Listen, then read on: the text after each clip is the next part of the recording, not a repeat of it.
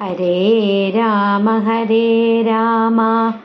രാമ രാമ ഹരേ ഹരേ, ഹരേ കൃഷ്ണ കൃഷ്ണ കൃഷ്ണ ഹരേ ഹരേ. ശ്രീരാമ കഥാ ദിവസം 30.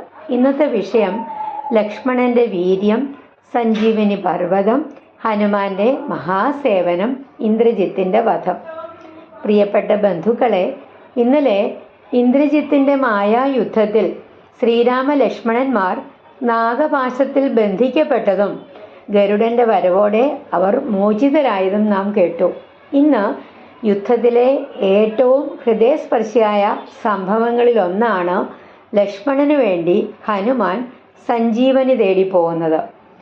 നാഗപാശത്തിൽ നിന്ന് മോചിതരായ ശ്രീരാമ ലക്ഷ്മണന്മാർ വീണ്ടും യുദ്ധരംഗത്തിറങ്ങി.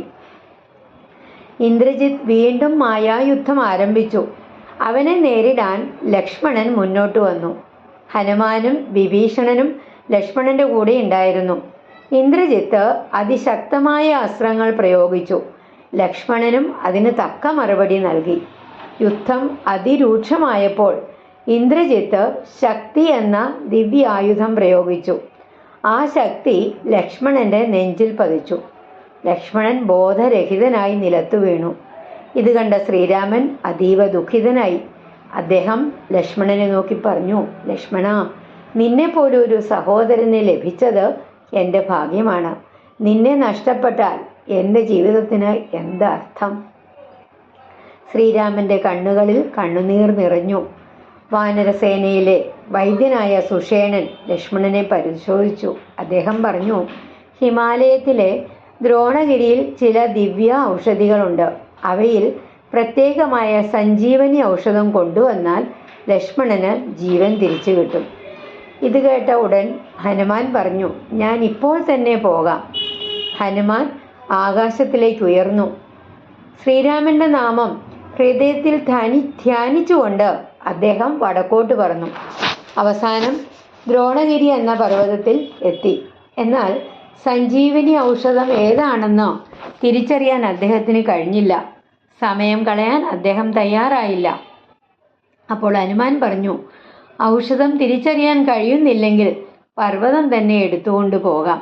അങ്ങനെ അദ്ദേഹം ദ്രോണഗിരിയുടെ ഒരു ഭാഗം മുഴുവനായി പിഴുതെടുത്ത് ആകാശത്തിലൂടെ ലങ്കയിലേക്ക് കൊണ്ടുവന്നു.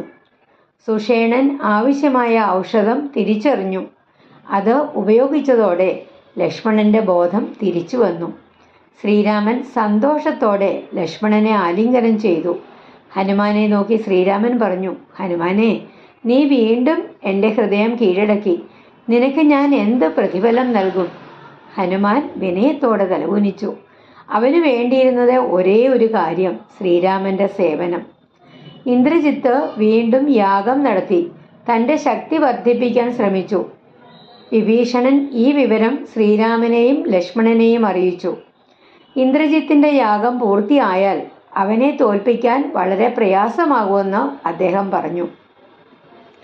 ലക്ഷ്മണൻ ഹനുമാന്റെയും വിഭീഷണന്റെയും സഹായത്തോടെ അവനെ നേരിടാൻ പുറപ്പെട്ടു. ഭീകരമായ യുദ്ധം നടന്നു. അവസാനം ലക്ഷ്മണൻ ദിവ്യമായ അസ്ത്രം പ്രയോഗിച്ചു. ആ അസ്ത്രം ഇന്ദ്രജിത്തിന്റെ തല വേർപെടുത്തി. അങ്ങനെ ലങ്കയിലെ രാക്ഷസ സേനയിൽ വലിയ ഭയം പടർന്നു. രാവണന് തൻ്റെ ഏറ്റവും ശക്തമായ പുത്രനെ നഷ്ടമായി. ഇന്നത്തെ കഥയിലെ ഏറ്റവും വലിയ സന്ദേശം ഹനുമാന്റെ സേവാഭാവമാണ്. ഔഷധം ഏതാണ് എന്നറിയാഞ്ഞപ്പോൾ അദ്ദേഹം അത് ശ്രമം ഉപേക്ഷിച്ചില്ല. എനിക്ക് കഴിയില്ല എന്ന് പറഞ്ഞില്ല. എങ്ങനെ ചെയ്താലും ലക്ഷ്മണനെ രക്ഷിക്കണം എന്ന് മാത്രം അദ്ദേഹം ചിന്തിച്ചു. ഇതാണ് യഥാർത്ഥ ഭക്തി. ഭക്തി എന്നത് വെറും പ്രാർത്ഥനയല്ല, ആവശ്യമായ സമയത്ത് പ്രവൃത്തിയായി മാറുന്ന സ്നേഹമാണ് ഭക്തി.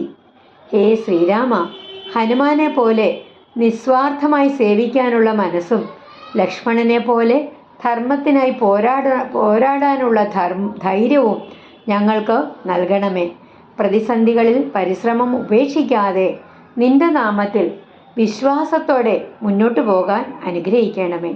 ശ്രീരാമ ജയ് രാമ ജയ് ജയ് രാമ, ശ്രീരാമ ജയ് രാമ ജയ് ജയ് രാമ, ശ്രീരാമ ജയ രാമ ജയ് ജയ് രാമ.